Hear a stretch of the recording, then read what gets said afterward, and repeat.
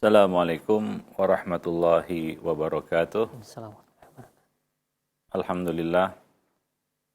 Nahmaduhu wa nasta'inuhu wa nastaghfiruh. Wa na'udzu billahi min syururi anfusina wa sayyiati a'malina. May yahdihillahu fala mudhillalah wa may yudlil fala hadiyalah. Asyhadu an la ilaha illallah wahdahu la syarikalah. Wa asyhadu anna Muhammadan abduhu wa rasuluh.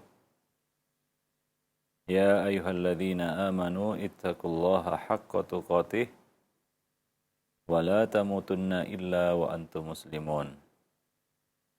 Amma ba'd, fa inna afdalal hadisi kitabullah wa khairal hadi hadi Muhammadin sallallahu alaihi wasallam wa syarrul umur muhdatsatuha wa kullu muhdatsatin bid'ah wa kullu bid'atin dhalalah wa kullu dhalalatin finnar.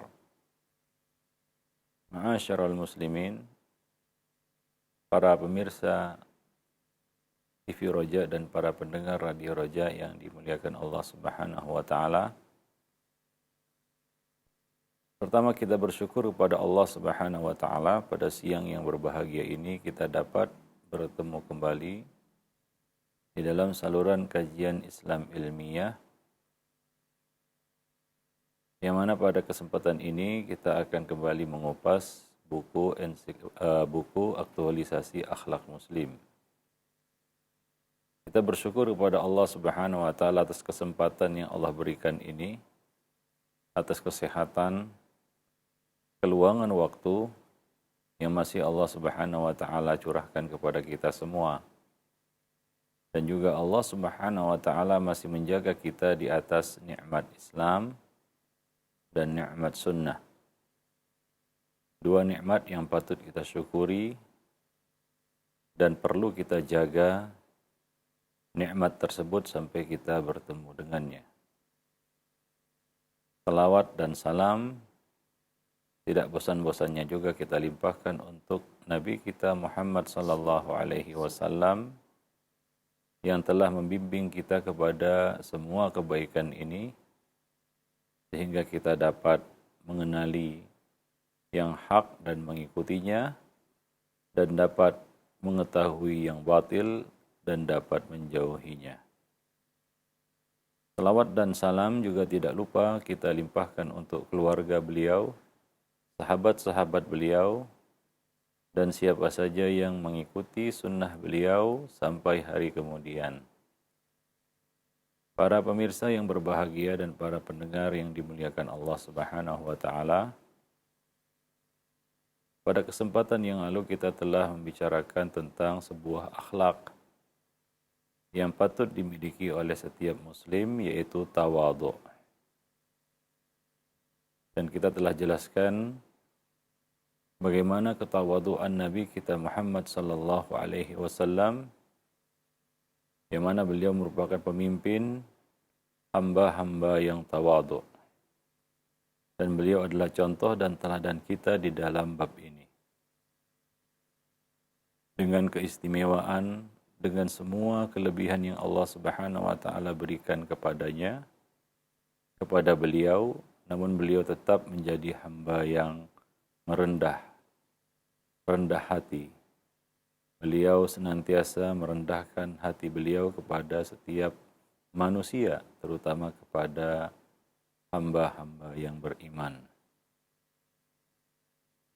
Apakah beliau berhadapan dengan orang yang tinggi kedudukannya ataupun yang lebih rendah kedudukannya, beliau tetap menunjukkan sikap tawadhu. Dan Allah Subhanahu wa taala akan mengangkat derajat seorang hamba dengan ketawaduannya. Dan sifat tawadhu ini adalah sifat orang-orang yang berilmu. Innama yakhsyallaha min ibadihil ulama. Sesungguhnya hamba-hamba Allah yang takut, besar rasa takutnya kepada Allah adalah para ulama. Dengan ilmu yang mereka miliki, maka mereka mengetahui, mereka menyadari hakikat dan derajat diri mereka. dan mereka dapat mengetahui keagungan Allah Subhanahu wa taala sehingga mereka semakin tunduk dan khudu' kepada Allah Subhanahu wa taala.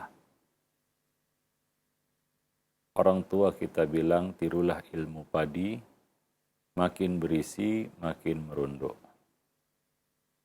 Maka sifat dan akhlak yang paling mulia yang harus dimiliki oleh seorang penuntut ilmu, seorang yang berilmu adalah tawadhu. Janganlah kelebihan-kelebihan yang Allah berikan kepada kita itu kita jadikan sebagai sarana, alat untuk menyombongkan diri.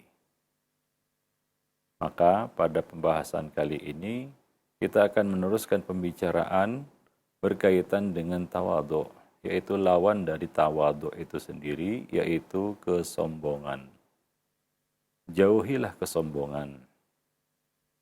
Kesombongan ini muncul dari diri seseorang karena dia melihat kelebihan-kelebihan yang Allah berikan kepadanya.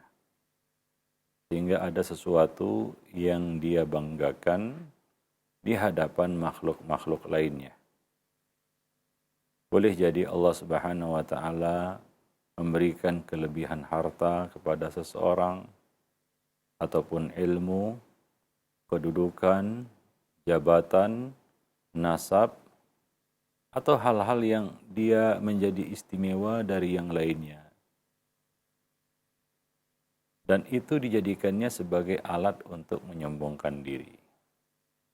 Orang-orang yang sombong ini pada hakikatnya dia lupa bahwa segala kelebihan-kelebihan yang Allah Subhanahu wa taala berikan kepadanya itu, yang dia miliki itu berasal dari Allah.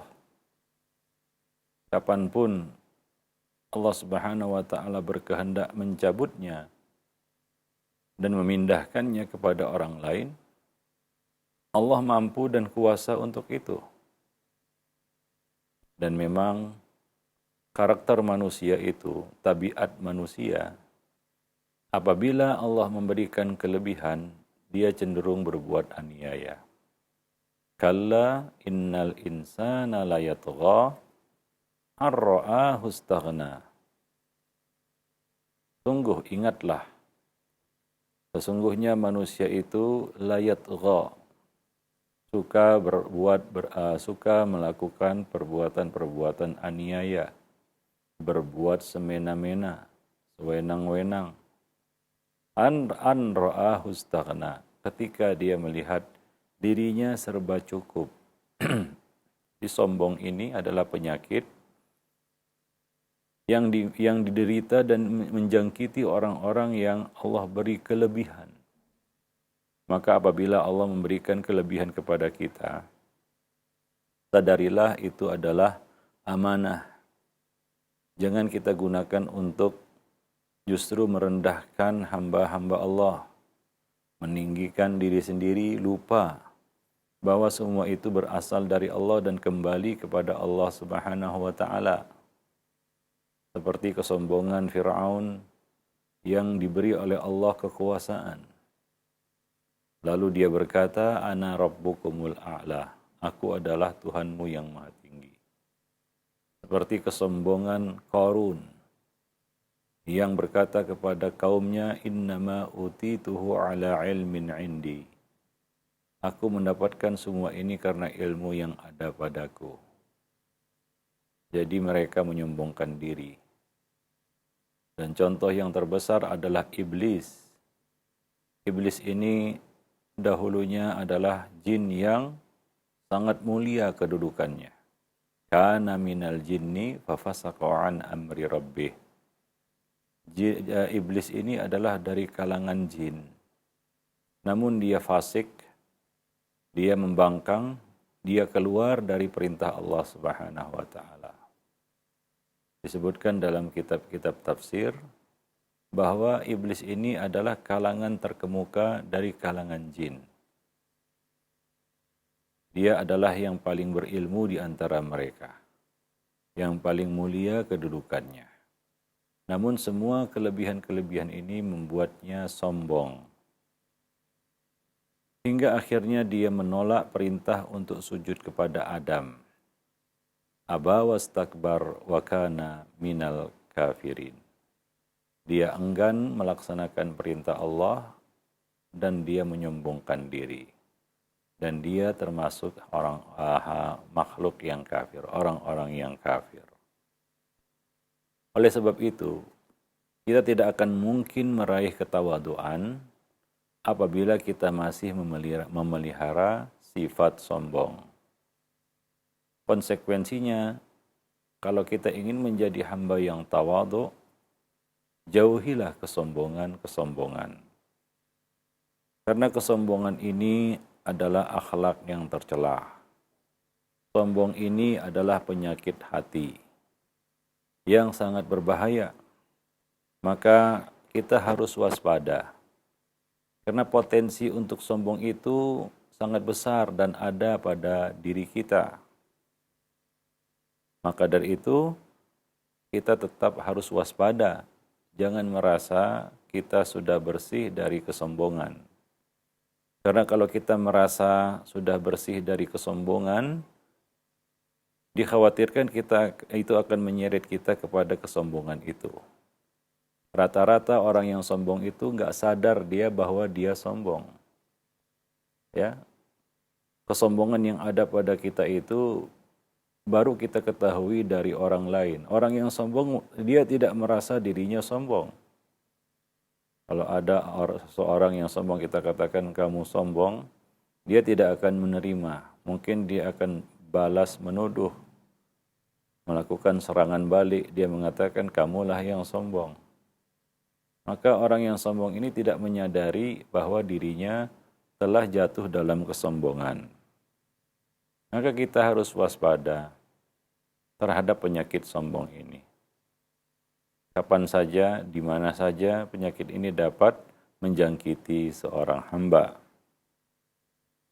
Allah Subhanahu wa taala berfirman di dalam kitabnya dalam surat Al-Qasas ayat 83, Allah berfirman, tilkad darul akhirah naj'aluha lilladzina la yuriduna 'uluwan fil ard wala fasada wal 'aqibatu lil muttaqin. Negeri akhirat itu kami siapkan, kami jadikan bagi orang-orang yang tidak menyombongkan diri dan tidak berbuat kerusakan di atas muka bumi. Dan kesudahan yang baik itu adalah bagi orang-orang yang bertakwa. Maka di dalam hadis tentang ihtijaj an-nar wal jannah, adu argumentasi antara surga dan neraka, bahwa surga berkata, Fiyya al-jabbarun al-mutakabbirun. Bagianku, neraka berkata, Fiyya al-jabbarun wal-mutakabbirun. Bagianku adalah orang-orang yang jabbarun, angkuh dan sombong. Orang-orang yang semena-mena. Dan surga berkata, bagianku adalah orang-orang yang lemah dan tertindas. Orang-orang yang merendahkan diri, orang-orang yang lemah dan tertindas. Nah, jadi Allah Subhanahu wa taala menyiapkan kebahagiaan di akhirat bagi orang-orang yang menjauhi sifat sombong ini di dalam hidupnya. Dan kesombongan ini akan mendatangkan kerugian yang sangat besar dalam hidup seseorang. Dia akan kehilangan teman, dia akan kehilangan rezeki, bahkan dia akan kehilangan petunjuk kepada kebenaran hidayah karena kesombongannya. Karena hakikat sombong itu adalah ghamtun nas wa batarul haq. Dia suka merendahkan orang lain dan dia menolak kebenaran hingga dia jauh dari hidayah, jauh dari ilmu. Ilmu pun tidak akan tunduk kepadanya. Ya, karena ilmu itu adalah suatu yang mulia, tidak akan dapat dicapai dengan kesombongan. Ada dua jenis manusia yang tidak akan dapat menuntut ilmu, tidak akan sukses di dalam menuntut ilmu. Demikian kata Al-Imam Mujahid, yaitu al-mustahyi wal mustakbir.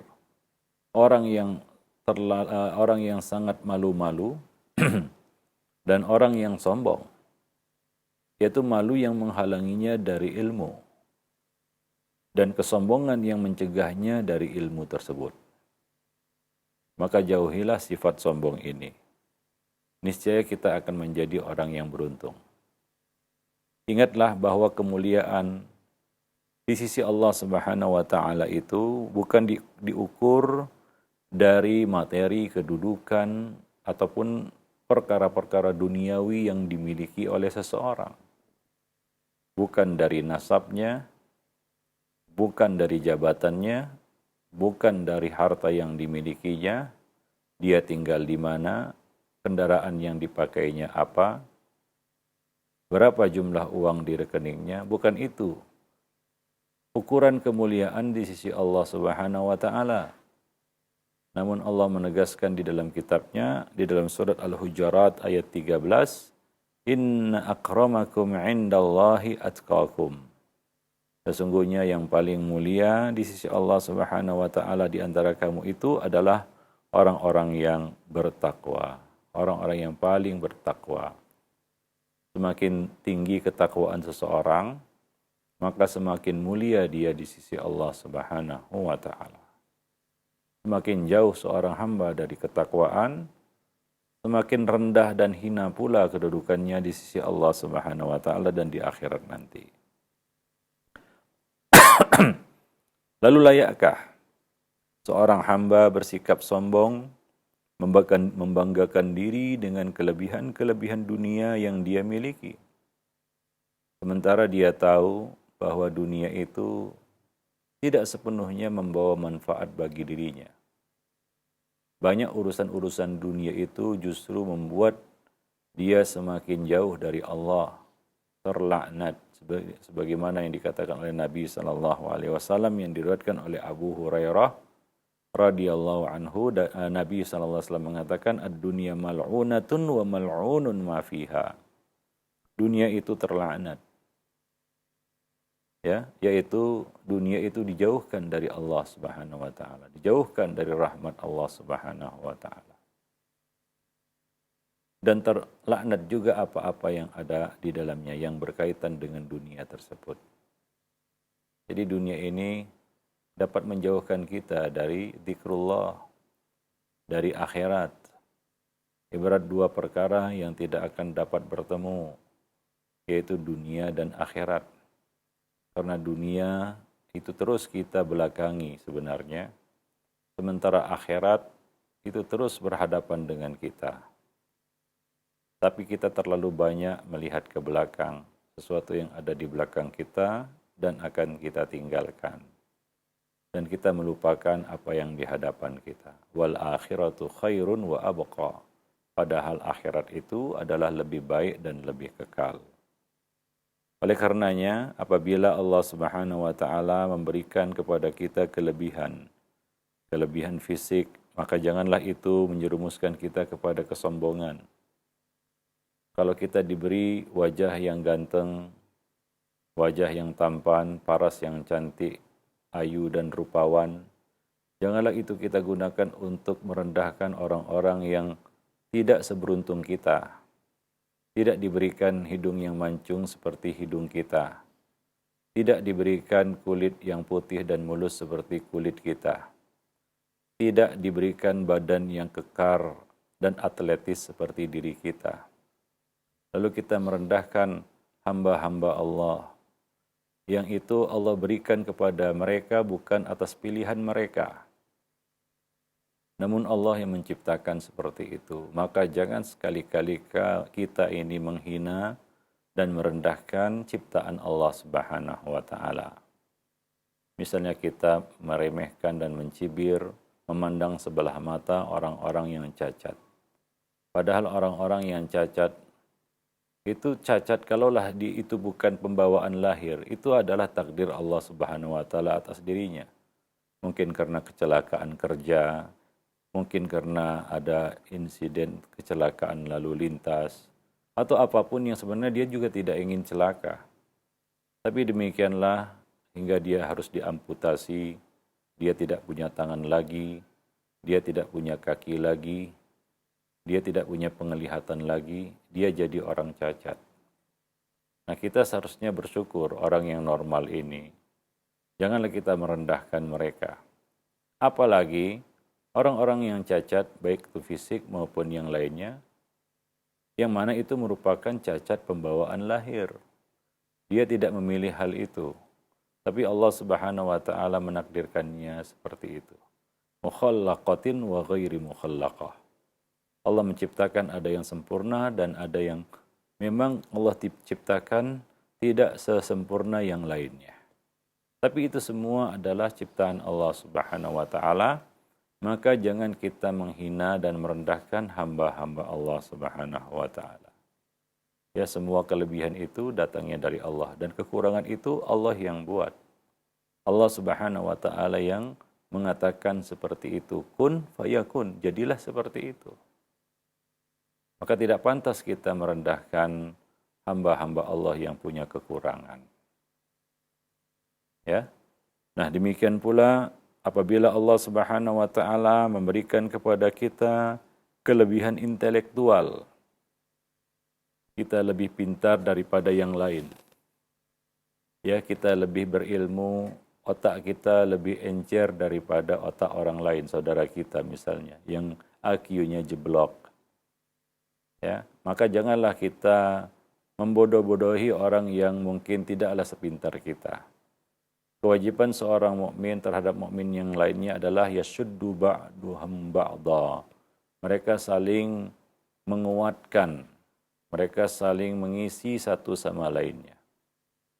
Kalau ada orang yang kemampuan intelektualnya di bawah kita, jauh di bawah kita, maka kita yang diberi keberuntungan, kelebihan oleh Allah Subhanahu wa taala berkewajiban untuk berbagi, membimbing dan menuntun orang-orang yang mungkin tidak dengan mudah dapat memahami ilmu seperti diri kita.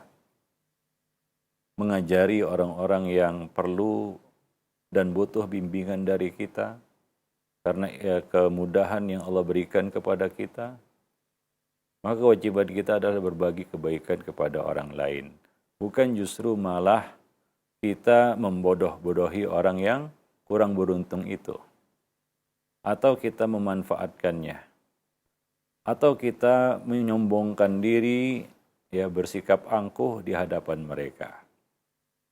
Kepintaran yang kita miliki ini dalam sekejap bisa saja Allah cabut. Berapa banyak orang-orang yang dahulunya pintar, dalam waktu sekejap Allah cabut hingga geger otak. Akhirnya dia seperti orang beloon. Padahal sebelumnya dia adalah orang yang ber-IQ tinggi. Demikianlah kalau Allah Subhanahu wa taala ingin mencabut karunia dan nikmatnya, rezeki dan anugerahnya dari seorang hamba. Wa madzalika 'ala Allahi bi'aziz. Dan itu tidaklah sukar bagi Allah Subhanahu wa taala. Maka kalau kita merasa lebih pintar dari orang lain, janganlah kita merendahkan orang yang kita anggap di bawah kita itu. Tidak sepintar kita, tidak sepandai kita, ya, tidak sekuat daya ingat yang kita miliki. Ya, bimbinglah mereka, berbagi kebaikan kepada mereka, ajari mereka, berikan kepada mereka tips-tips ya agar dapat menghafal dengan mudah dan lain sebagainya. Yang dapat kita bagi dari kebaikan ini hendaklah kita bagi. Nah, apabila Allah Subhanahu wa taala menganugerahi kita harta yang lebih daripada yang lainnya, karena rezeki harta ini enggak sama satu dengan yang lain. Allah Subhanahu wa taala yakbidu wa yabsutu wa ilaihi turja'un. Allah melapangkan rezeki bagi seorang hamba dan Allah menyempitkan rezeki bagi hamba yang lainnya. Rezeki manusia itu enggak ada yang sama, berbeda-beda. Ya, kekayaan juga seperti itu. Kalau kita merasa kaya, mungkin di sana ada orang yang lebih kaya dari kita. Ya, demikian juga kita jangan merasa diri kita lah yang termiskin di dunia. Mungkin di sana ada yang lebih miskin lagi daripada kita. Ya, maka kekayaan yang Allah berikan kepada kita ini adalah amanah. Itu bukan milik kita sebenarnya. Itu titipan dari Allah Subhanahu wa taala. Kadang-kadang kita pun tidak menyangka dan menduga harta itu datang kepada kita. Banyak orang-orang yang tiap bulan dia dapat rezeki, ya, sementara 1 bulan itu dia lalui tanpa terasa. Tiba-tiba uang itu sudah masuk ke rekeningnya dengan mudah. Dia tidak perlu kerja keras, peras keringat, banting tulang, pergi pagi, pulang petang sebagaimana hamba-hamba Allah yang lainnya yang bersusah payah untuk mencari nafkah, mencari rezeki itu pun dapatnya sedikit. Ya, sebagian manusia ada yang dilapangkan rezekinya. Mudah dia dapatkan, banyak lagi. Nah, kalau kita termasuk hamba yang seperti itu, janganlah kita lupa daratan. Ya, ingat bahwa di dalam harta kita itu ada hak orang lain. Wa fi amwalihim haqqun lis-sa'ili wal mahrum. Dan pada harta mereka itu ada hak bagi orang yang meminta maupun orang yang tidak meminta. Karena tanpa kita sadari, rezeki yang sampai kepada kita itu sebenarnya ada saham hamba-hamba Allah yang lain di situ. Mungkin karena doa mereka, ya, mungkin juga bantuan mereka yang kita tidak sadari. Ya, banyak orang-orang yang punya kaitan dengan rezeki kita, termasuk anak istri kita, tetangga kita, sahabat-sahabat kita, bahkan orang-orang lainnya. Sehingga rezeki itu dengan mudah sampai kepada kita. Sehingga semua urusan kita seolah-olah berjalan dengan lancar. Coba bayangkan, dan kita mungkin pernah mengalami satu saat, ya, satu kondisi di mana semuanya berjalan tidak lancar. Ada saja halangan dan gangguan hingga kita terhambat dari rezeki kita. Ya, barulah kita sadari ternyata rezeki kita ini ada kaitannya dengan orang lain. Bahwa kita tidak hidup sendiri di atas muka bumi ini, ada manusia-manusia, hamba-hamba Allah lainnya di sekitar kita. Maka jangan lupa, jangan sombong, jangan lupa daratan. Ketika Allah menitipkan harta itu kepada kita, hendaklah kita mau berbagi kepada yang lain. Ya, kepada orang-orang yang mungkin kurang beruntung. Dan mungkin kita dijadikan oleh Allah sebagai perantara sampainya rezeki itu kepada mereka. Kalau kita menempatkan diri sebagai perantara bagi rezeki-rezeki orang-orang yang kurang beruntung ini, kita berharap Allah semakin memberikan kepercayaan itu kepada kita dan memberikan amanah yang lebih banyak lagi, sehingga kita betul-betul bisa menjadi perantara rezeki bagi orang-orang yang kurang mampu. Tapi kalau kita bakhil, pelit, kikir, maka kebakilan, kekikiran itu akan hanya keburukannya hanya akan terpulang kepada diri kita. Wa may yabkhal fa innama yabkhalu an nafsih. Barang siapa yang bakhil, maka kebakhilan itu akan kembali mudaratnya kepada dirinya sendiri. Tidak ada yang rugi dengan kebakhilannya. Kerajaan Allah tidak berkurang dengan kebakhilannya. Rezeki manusia juga tidak terhambat dan tidak berkurang karena kebakhilannya. Karena semuanya telah Allah tentukan jalur rezekinya. Ketika seorang hamba lahir itu sudah tertulis rezekinya. Nah, jadi hendaknya kita bisa belajar dari pipa. Pipa itu tidak pernah mengklaim air yang lewat padanya itu sebagai miliknya. Tapi dia hanya menyalurkan saja. Keran juga demikian. Ketika dia dibuka, dia mengalirkan dan dia mengalirkan air kepada yang lainnya. Jadi apapun kelebihan-kelebihan yang Allah berikan kepada kita, jangan membuat kita itu menjadi congkak. Demikian pula kalau Allah menakdirkan kita lahir dari keluarga yang terhormat, punya nasab yang mulia. Mungkin kita adalah keturunan darah biru, keturunan bangsawan, keturunan raja, atau kita berasal dari keluarga yang terpandang. Maka jangan semua itu membuat kita sombong, hingga kita merendahkan orang lain. Tidak ada kasta di dalam Islam. Nabi kita sudah cukup menjadi contoh bagi kita bagaimana ketawaduan beliau, padahal beliau adalah manusia yang paling mulia. Dari sisi nasab, dari semua hal, dari segala sisi beliau adalah seorang hamba yang sempurna, mulia di sisi Allah Subhanahu wa taala dan mulia di sisi manusia. Namun itu tidak membuat beliau sombong. Beliau duduk bersama sahabat-sahabat, duduk di tanah.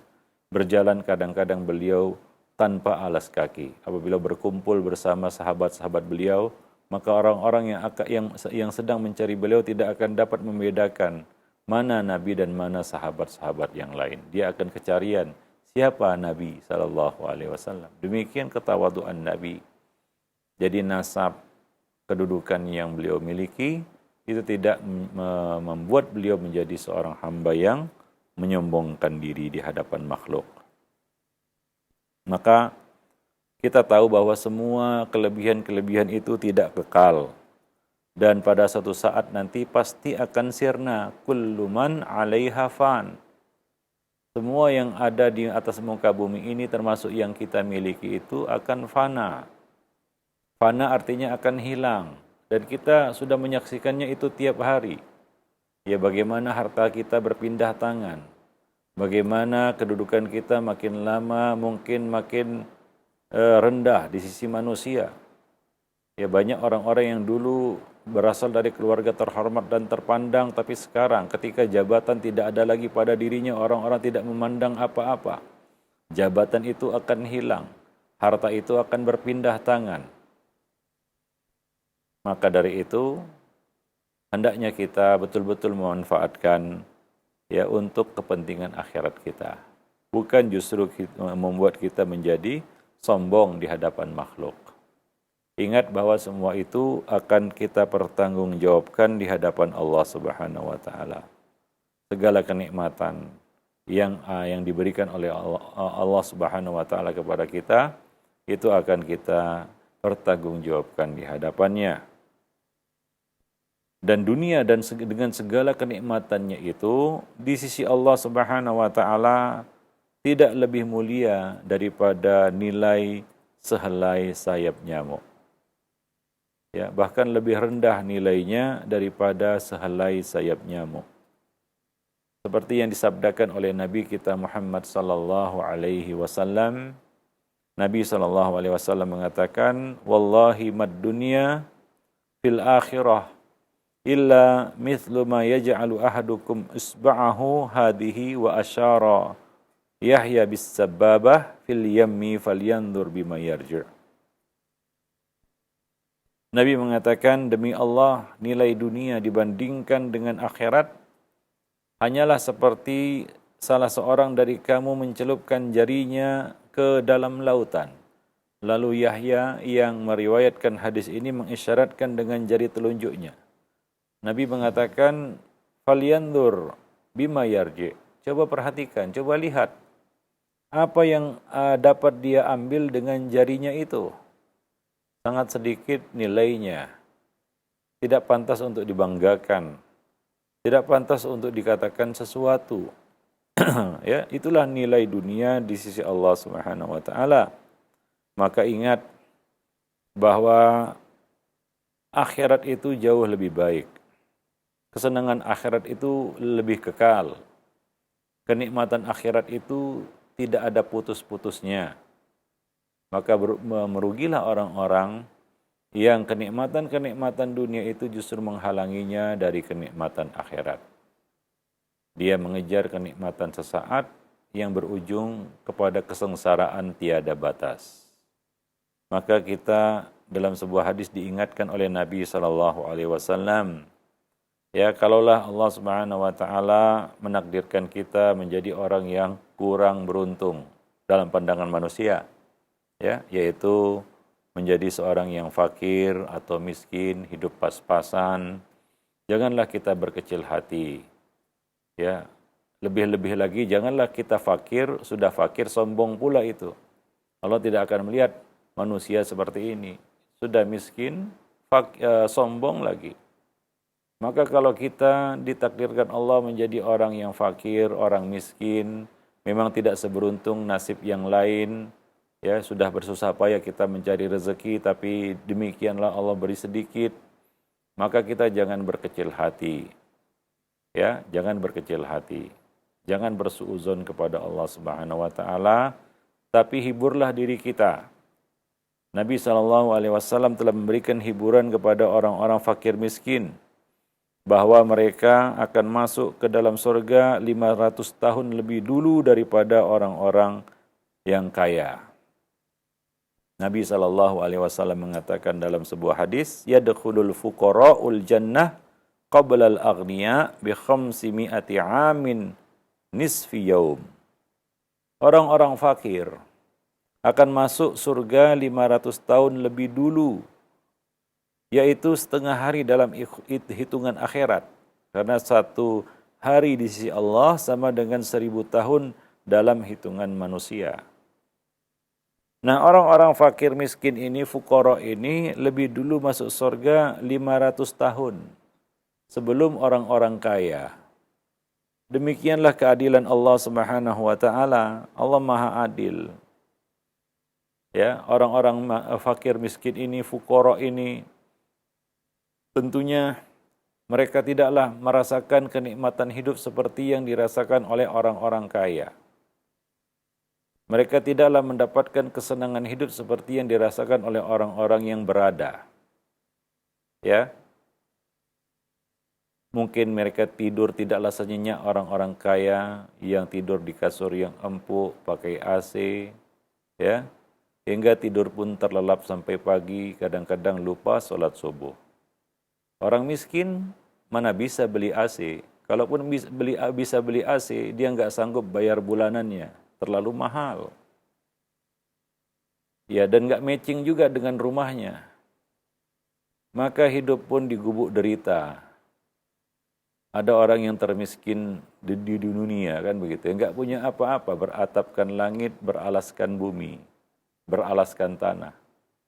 Hidup di kolong jembatan.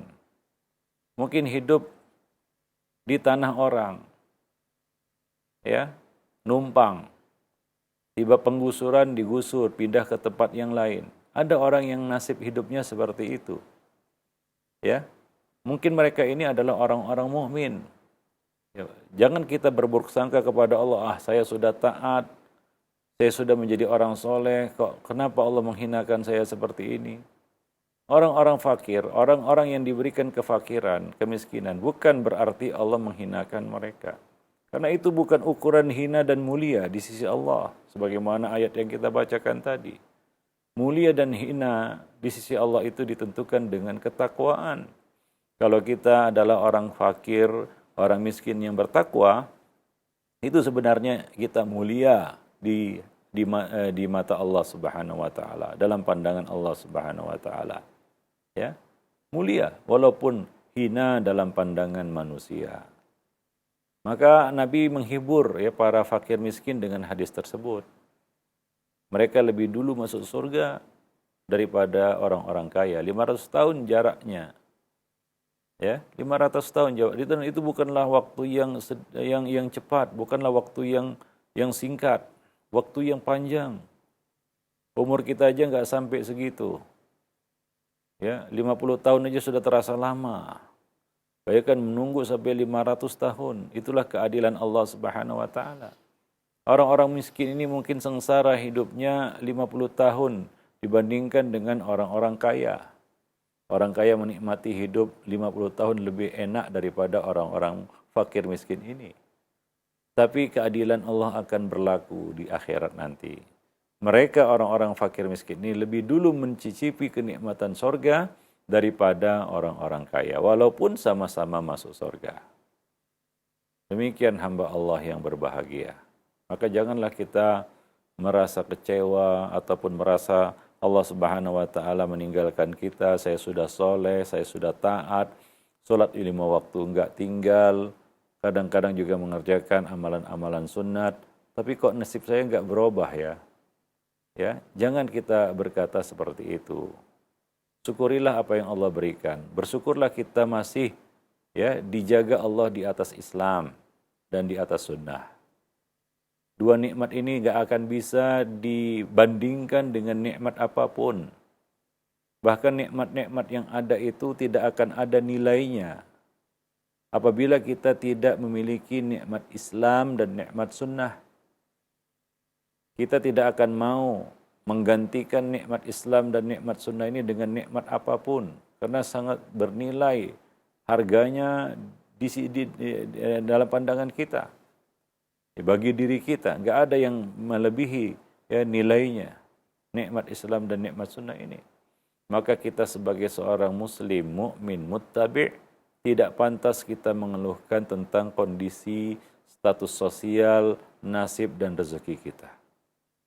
Ya, cukuplah rezeki seorang mukmin itu, kata Nabi, yaitu makanan pokok yang cukup baginya pada hari itu. Dia tidak perlu meminta-minta, dia tidak perlu mengemis.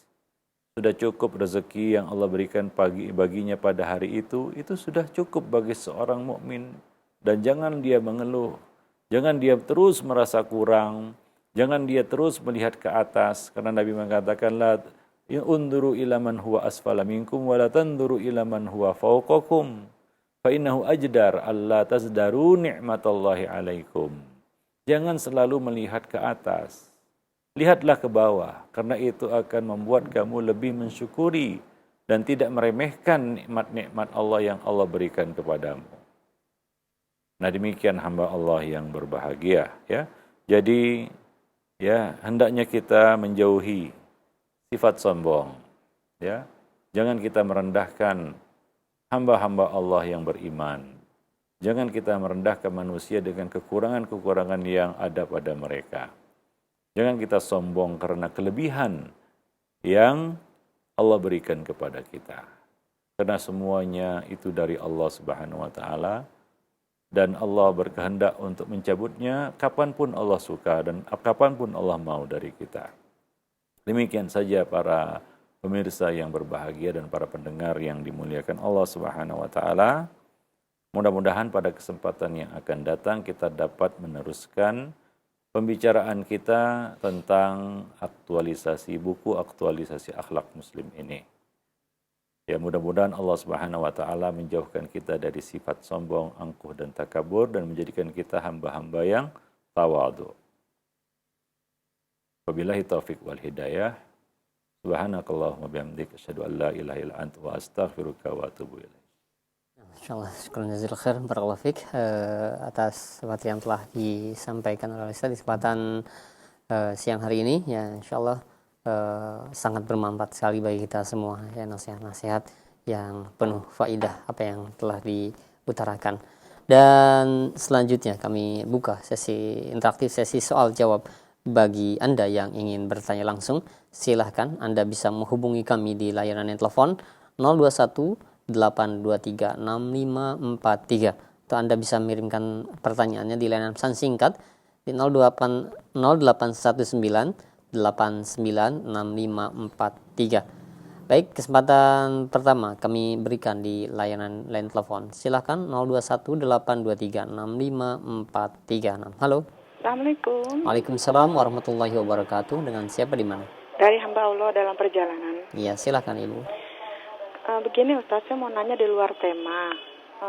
Kemarin ipar saya tuh saya kemarin bilang sama ipar saya kalau di dalam Islam itu tidak ada bid'ah hasanah, karena semua bid'ah di dalam Islam itu sesat, selain sesat tempatnya di neraka.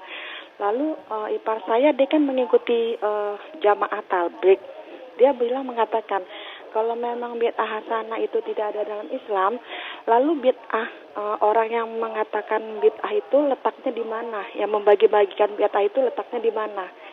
Terus saya bilang nanti saya coba tanyakan ke Ustadz Sunnah, saya bilang. Ya. Mohon penjelasan Ustaz. Nah, Makasih. baik. Assalamualaikum. Waalaikumsalam warahmatullahi wabarakatuh. Nah, Dari Ibu siapa tadi? hamba Allah tidak disebutkan namanya, cuman Oh. sedang di perjalanan. Iya, hamba Allah yang dalam perjalanan, kita semua dalam perjalanan. Perjalanan menuju kampung akhirat ya. Mudah-mudahan selamat dalam perjalanannya. Ya, tentunya perkataan bahwa semua bid'ah itu sesat bukan perkataan manusia biasa. Bukan perkataan ulama, ya, bukan perkataan manusia-manusia biasa, tapi itu adalah perkataan manusia yang Allah angkat dan pilih menjadi utusannya. Yang ucapannya itu bukan berdasarkan hawa nafsu, akan tetapi wahyu yang diturunkan kepada beliau. Wa ma yantiqu anil hawa in huwa illa wahyu yuha. Itu kalam Sayyidil Mursalin. Perkataan penutup dan pemimpin para nabi dan rasul, Muhammad sallallahu alaihi wasallam, satu-satunya hamba yang diberi hak untuk menjelaskan apapun hal yang berkaitan tentang Allah dan tentang akhirat. Jadi kita tidak boleh menginterupsi sabda Nabi dengan logika kita ataupun dengan perasaan kita, dengan mengatakan kayaknya nggak benar. Mungkin ada penafsiran lain. Kita katakan apa yang disabdakan oleh Nabi ketika mengatakan wa kullu bid'atin dhalalah, semua bid'ah, yaitu dalam konteks agama adalah sesat, itu merupakan rumus yang nggak boleh dikutak-katik, yang nggak boleh diputar balik. Karena kalau rumus ini dikutak-katik, hasilnya akan berbeda. Ketika Nabi mengatakan wa kullu muhdatsatin bid'ah, setiap perkara yang diada-adakan yaitu di dalam urusan agama, itu masuk dalam kategori bid'ah, dan bid'ah itu adalah sesat. Itu dalam konteks agama. Sehingga dalam hal ini banyak orang yang salah kaprah. Lalu dia contohkan dengan hal-hal duniawi. Ya, kenapa kamu masih naik sepeda motor? Kenapa enggak naik onta? Kenapa kamu pakai pengeras suara? Nabi enggak pakai pengeras suara. Mereka tidak membedakan mana urusan dunia dan mana urusan ibadah. Ketika Nabi mengatakan semua perkara yang diada-adakan adalah bid'ah, itu dalam urusan agama. Karena hak untuk menjelaskan ibadah itu cuma dipegang oleh satu orang, yaitu Nabi kita Muhammad sallallahu alaihi wasallam. Apapun yang tidak berasal dari beliau, ya, maka itu tidak dikatakan sebagai suatu urusan agama ataupun ibadah. Maka tidak ada satupun ucapan yang boleh diterima secara mutlak kecuali ucapan Nabi. Sebagaimana yang dikatakan oleh Imam Malik. Imam Malik mengatakan, Malik ibn Anas, Imam Daril Hijrah, kullun yu'khazu wa yuraddu qawluhu, siapapun bisa diterima dan ditolak ucapannya, illa sahibu hadal maqam, kecuali penghuni makam ini, yaitu maksudnya adalah Rasulullah sallallahu alaihi wasallam. Namun kenyataannya banyak orang yang memutarbalikkan itu, ya, perkataan imamnya yang tidak boleh ditolak dan tidak boleh ditolak. Adapun yang lainnya boleh diterima dan ditolak, sampai ucapan Nabi juga masuk dalam kategori itu, boleh diterima, boleh tolak, boleh ditolak, boleh jadi benar, boleh jadi salah. Ya, sementara pendapat imamnya atau pendapat kiainya itu yang mutlak benarnya, enggak ada salahnya. Kalaupun ada kira-kira yang bertentangan dengannya, dia berusaha untuk membenarkannya. Ya. Nah, ini adalah suatu, kita katakan, kekeliruan yang sangat fatal para pemirsa dan para pendengar yang berbahagia. Maka ketika kita mengatakan bahwa semua bid'ah itu adalah sesat, ini bukan perkataan ya siapa-siapa, ini adalah perkataan Nabi kita Muhammad sallallahu alaihi wasallam yang wajib kita terima. Ya, dan kalau itu kita tolak, kita nafikan, rumus ini kita putar balik dengan mengatakan, tidak semua bid'ah itu sesat. Ini akan mengacaukan semua urusan dalam agama. Ya, semua urusan dalam agama akan kacau. Kenapa saya katakan seperti itu? Karena setiap orang yang melakukan perkara yang mengada-ngada dalam agama, pasti dia akan menganggap itu adalah bid'ah yang baik, bid'ah yang hasanah, bid'ah yang terpuji. Enggak ada orang yang mengada-ngada dalam agama kemudian mengatakan, kalian jangan tiru perbuatan kami, ini adalah bid'ah yang sesat. Enggak ada dalam sejarah manusia sampai sekarang yang berbuat bid'ah lalu mengatakan seperti itu. Kalau ada sekarang ini orang yang mengerjakan sholat, ya, lalu dia membaca semua bacaan sholat itu, ya, dengan bahasa daerahnya. Ada orang mengumandangkan adzan dengan bahasa daerahnya, ya, atau merubah-rubah lafal adzan, dia tambah-tambah. Ya, tentu semua orang akan berkata kepadanya, kamu telah melakukan perkara bid'ah dalam agama. Ini enggak ada nih mengacau, ini ngaur, ini mengada-ngada. Semua orang. Akan tapi pelakunya akan dengan mudah mengatakan, ya memang tak ada dulu, tapi ini kan baik. Tujuannya kan baik. Daripada sholat pakai bahasa Arab enggak dimengerti apa yang dibaca, bagus saya sholat dengan bahasa daerah yang saya mengerti. Ya, lalu dia berkata, ini adalah bid'ah yang hasanah, baik, tujuan saya baik. Maka semua orang yang mengatasnamakan agama, itu pasti menganggap apa yang dilakukannya itu adalah baik, walaupun itu mengada-ngada. Maka rumus yang dibuat Nabi itu jangan dikacau.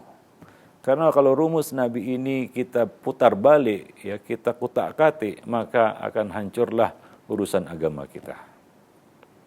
Ya, misalnya orang mengatakan tidak semua bid'ah yang sesat, ada yang baik. Maka konsekuensi dari ucapan ini adalah nantinya tidak ada satupun bid'ah yang sesat. Semua orang yang membuat bid'ah pasti akan mengatakan bid'ahnya baik. Nggak ada yang mengaku bid'ahnya bid'ah sesat. Demikian. Bahkan nanti kalau ada orang yang sholatnya dari salam ke takbir, dia akan mengatakan, ini bid'ah memang, tapi bid'ah yang baik, bukan bid'ah yang buruk. Karena dia akan berkata, aku menghendaki sesuatu yang baru supaya nggak bosan dari takbir ke salam terus. Maka dia buat dari salam ke takbir. Atau dia buat sholatnya itu 3 kali sujud supaya lebih lama dia dekat kepada Allah. Mungkin dia akan beralasan seperti itu. Nah, ketika dia dituduh berbuat bid'ah, maka dengan mudah dia berkata, iya memang bid'ah, tapi ini adalah bid'ah yang baik. Karena tujuan saya baik.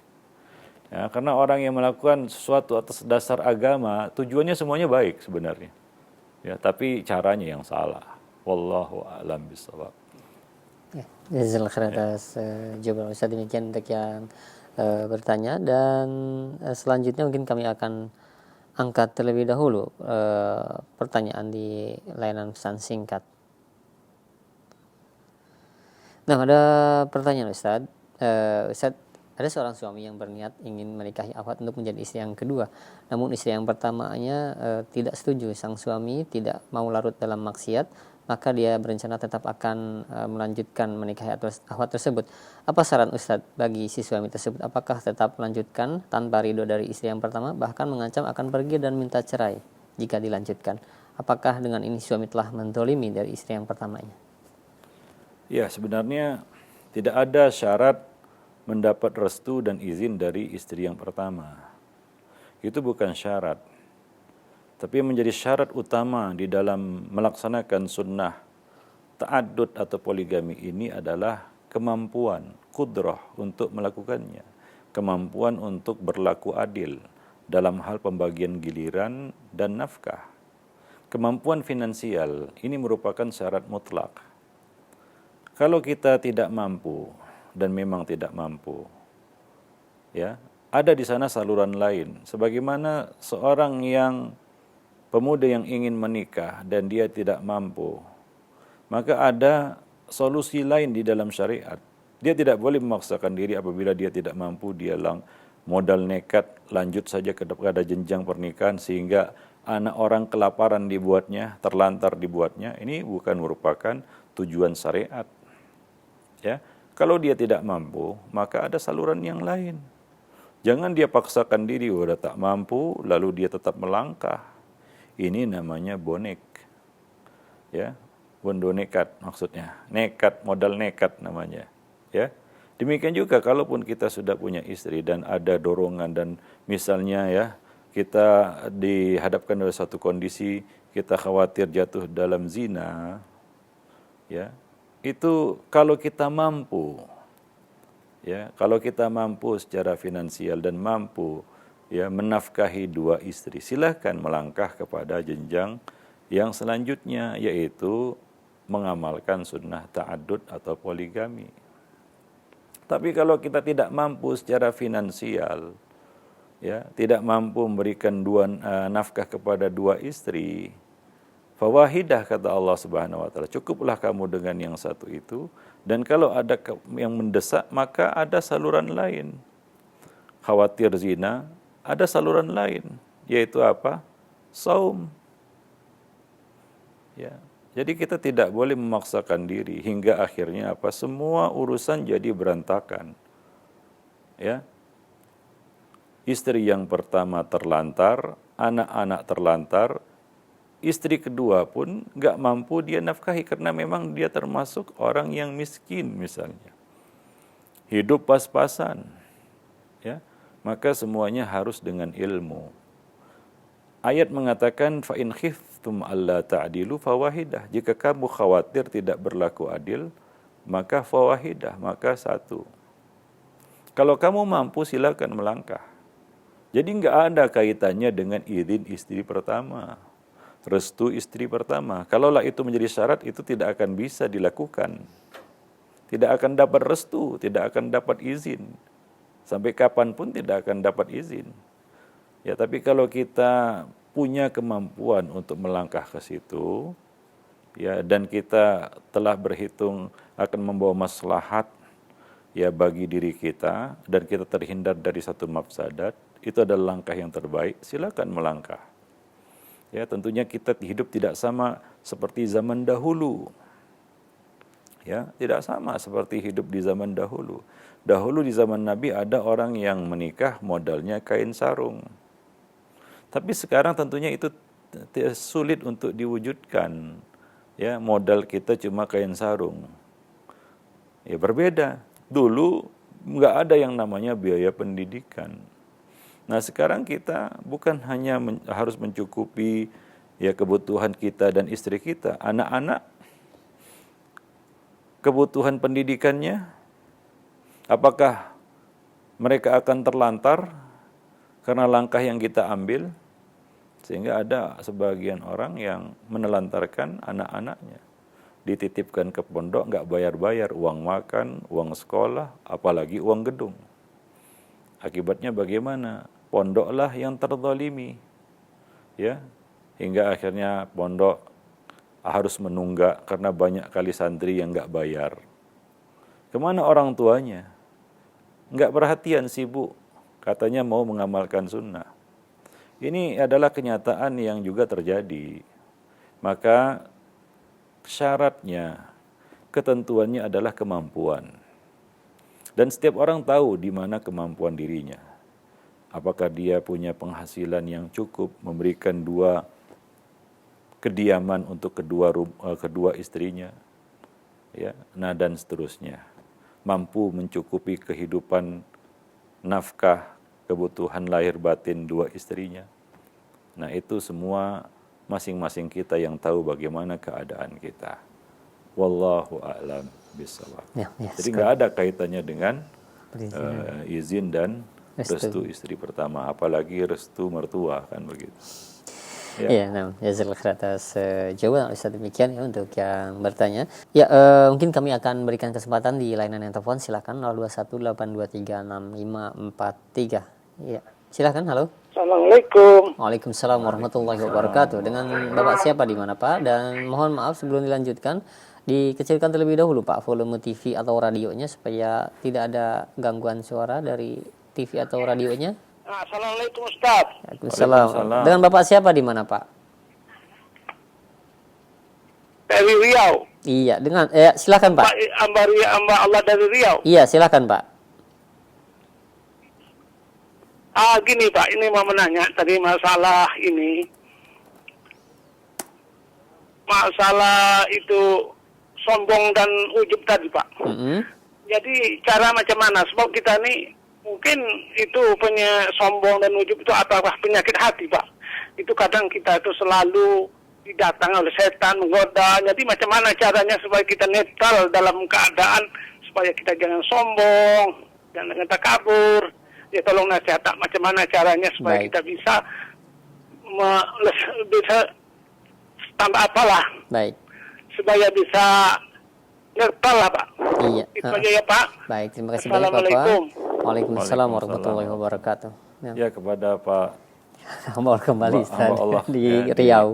Riau, ya. Semoga Allah Subhanahu wa taala memberikan keafiatan dan kesehatan kepada Bapak di Riau. Ya, tentunya sangat tepat bahwa sombong itu adalah penyakit hati. Sombong itu adalah virus yang menggerogoti hati. Sehingga virus ini menulari anggota-anggota tubuh lainnya. Lisan ya menjadi sombong ucapannya. Anggota badan menjadi sombong dan angkuh perilakunya. Karena hati itu adalah pusat dan komandan bagi semua anggota tubuh yang ada pada kita. Komandannya hati. Apabila hati ini sudah dijangkiti kesombongan, maka coba lihat, itu dimulai dari tutur kata. Tutur katanya mulai ya nampak dia membanggakan diri, merendahkan orang lain. Ya. Kemudian itu juga menulari anggota badannya yang lain, cara berjalannya, cara bersikapnya, ya, menunjukkan dia adalah orang yang angkuh dan sombong. Maka penyakit hati ini menulari semua anggota badan yang lainnya. Oleh sebab itu, hendaknya kita dapat membersihkan hati kita dari virus sombong ini. Jaga ucapan. Ya, jaga lisan dari berkata-kata suka membangga-banggakan diri. Karena kesombongan itu biasanya dimulai dari ucapan. Bicaranya besar, bicaranya gede. Artinya apa? Suka membangga-banggakan, takabur dengan apa yang dimiliki. Ya. Kemudian itu akan merembet kepada sikap dan perilaku. Ya, mulailah dia bergaya lagaknya orang-orang yang sombong, orang-orang yang takabur, gaya berjalannya, ya, sikap dan perilakunya itu akan merusak akhlaknya. Jadi semua berpangkal dari penyakit hati ini. Oleh sebab itu, ya, bersihkanlah hati kita dari rasa sombong ini. Itu muncul ya was-was, bisikan-bisikan yang datang ke dalam hati kita mengatakan, fulan, kamu ini orang yang hebat, kamu ini orang yang kaya, kamu ini orang yang terpandang, kamu ini dan kamu ini. Membisikkan kepada kita semua kelebihan yang ada pada kita. Ya, lalu itu mendorong kita untuk tadi berkata dengan kata-kata yang sombong, gaya bicaranya sombong, gaya berjalannya sombong, sikap dan perilakunya juga menunjukkan orang yang sombong. Nah, pelan-pelan, lama-lama ini menjadi satu tabiat. Jadi sombong ini penyakit yang pelan-pelan menyerang seseorang. Tidak langsung dia menjadi orang yang angkuh, ya, tapi setahap, selangkah demi selangkah, ya akhirnya dia menjadi orang yang takabur, menyombongkan diri. Ya, maka ya setiap kali muncul perasaan-perasaan seperti itu, tepislah. Ya, ingatlah bahwasanya kita ini hamba yang tidak punya apa-apa sebenarnya. Ya, semua yang kita miliki, kelebihan yang kita miliki itu adalah titipan Allah Subhanahu wa taala. Kapanpun Allah mau, itu bisa saja dicabut dari kita tanpa memberitahukannya kepada kita. Dicabut dari kita. Ya, dan bahwa kelebihan-kelebihan itu ya Allah berikan kepada kita, tujuannya adalah agar kita bisa berbagi kepada yang lain. Hingga itu menghadirkan kerendahan hati, ketawaduan, ya, dan sikap saling menghargai ya kepada sesama. Nah, demikian. Ya, maka yang juga jauhilah orang-orang yang memang sudah terkenal kesombongannya. Ya, dan bergaullah dengan orang-orang yang tawadu, orang-orang yang soleh, para penuntut ilmu yang nampak ketawaduan pada diri mereka, sehingga kita tidak tertulari penyakit sombong tadi, ya, dan kita dapat meniru dan kecipratan baik dari ketawaduan orang-orang soleh yang bergaul dengan kita. Wallahu a'lam bishawab. Nah, ya, jazakallahu khair atas jawaban Ustaz. Satu pertanyaan terakhir Ustaz ya di kesempatan siang menjelang sore ini, yaitu ada pertanyaan dari Ika di Banjar, Jawa Barat. Ya Ustaz, alhamdulillah saya sekarang sudah belajar sunnah dan meninggalkan hal-hal yang tidak ada dasarnya dalam agama. Saya belajar untuk menutup aurat seluruhnya, bukan hanya memakai jilbab, tapi masalahnya ibu dan kakak-kakak saya tidak menerima dengan penampilan dan kebiasaan saya sekarang. Bahkan mereka menghentikan anak-anak yang biasanya mengaji di rumah saya. Dikatakan bahwa saya telah mengikuti aliran sesat. Apa yang harus saya lakukan Ustaz, dan bagaimana sikap saya yang terbaik bagi keluarga dan ibu saya? Ya, kalau yang diinginkan dituntut oleh mereka adalah sesuatu yang melanggar syariat, misalnya kita membuka aurat yang seharusnya kita tutup, maka la ta'ata li makhlukin fi ma'siyatil khaliq. Tidak boleh taat kepada makhluk dalam hal maksiat kepada Allah Subhanahu wa taala, walaupun itu adalah orang tua kita, ibu kita. Allah Subhanahu wa taala mengatakan di dalam kitabnya, wa in jahadaka ala an tusyrika bima laisa laka bihi ilm fala tuti'huma. Jika keduanya, ayah dan ibumu, memaksamu, menuntutmu untuk mensekutukan aku dengan sesuatu yang lain, berbuat syirik, maka jangan kamu taati keduanya. Wasahibhuma fid dunya ma'rufa. Namun bergaullah kamu kepada keduanya dengan cara yang baik. Menolak dengan cara yang baik, dengan penolakan yang santun. Maka kalau tuntutan mereka itu adalah kita membuka aurat, maka jangan kita taati, jangan kita turuti. Tapi kalau yang mereka minta adalah sesuatu yang masih dalam taraf dibolehkan di dalam syariat, yaitu mereka keberatan kita pakai cadar, karena hukum cadar itu sendiri adalah afdoliyah, menurut pendapat yang paling rajih, wallahu a'lam bishawab. Ya, dan di sini juga masih ada perselisihan pendapat. Kita tidak menampik itu, tapi kita memilih pendapat yang rajih, yaitu ya hukumnya adalah afdoliyah. Kalau itu yang mereka tuntut, maka kita boleh tarik ulur di sini, yaitu kita penuhi tuntutan itu. Ya, tapi kita tetap menutup aurat menurut kriteria syariat yang dibenarkan. Ya, misalnya kita pakai jilbab yang besar, ya kita menutup semua anggota badan kita kecuali wajah dan telapak tangan, ya. Nah, demikian. Tapi kalau mereka menuntut kita pakai jilbab gaul misalnya, pakai jilbab kecil, nah itu tidak boleh. Dia keberatan kita memakai jilbab yang besar. Ya, dia menuntut kita untuk pakai jilbab yang kecil, jilbab yang ketat. Ya, kata orang sekarang jilbab gaul, maka kita tidak boleh taat dalam hal ini. Tapi kalau itu masalahnya adalah masalah misalnya mengenakan cadar, ini masalah tentunya lebih ringan, dan ya tentunya itu bukan tuntutan yang mengeluarkan kita dari kriteria menutup aurat yang syar'i.